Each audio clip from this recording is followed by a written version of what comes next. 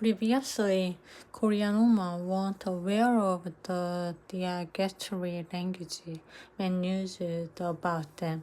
Now, thanks to the internet, it's all out there. Women today are also better educated, have a deeper understanding of equality.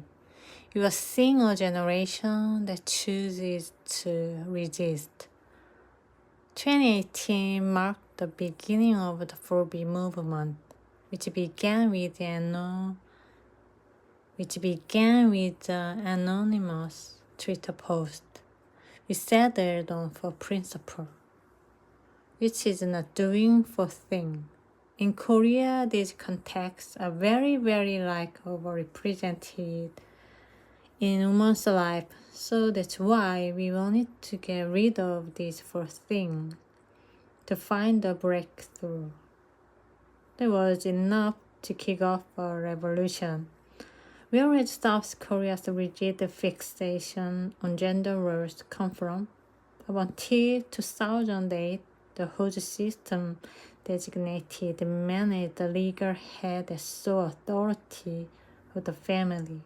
This rigid system of gender roles entrenched male dominance, a structure that continues to influence many aspects of South Korea's society today. Most men were unwilling to talk with us about feminism. Many were hearing about 4B for the first time. I don't think it's good to reject things in such an extreme way. Many young men express feeling disadvantaged compared to women, frustrated by the mandatory military service they must endure, concerned over what they perceive as diminishing opportunities for men at top university. What's unique about neoliberal competition is that the state, society, and even your immediate surroundings offer no safety yet. You're entirely on your own. These young men who are feeling oppressed or victimized are highly insecure and afraid of women's progress. Still, they want a powerful woman. Maybe I do not misunderstand that.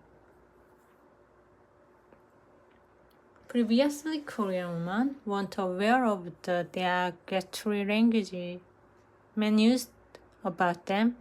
Now, thanks to the internet, it's all out there. Women today are also better